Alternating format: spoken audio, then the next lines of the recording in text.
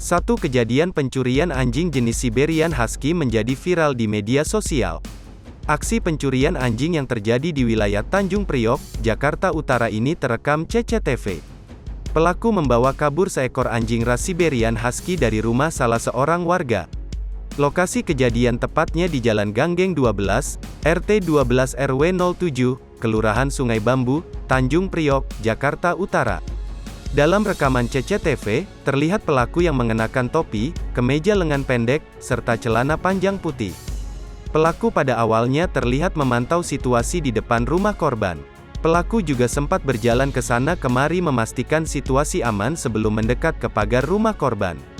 Pada saat bersamaan, anjing Siberian Husky peliharaan korban dalam kondisi dirantai di teras rumah.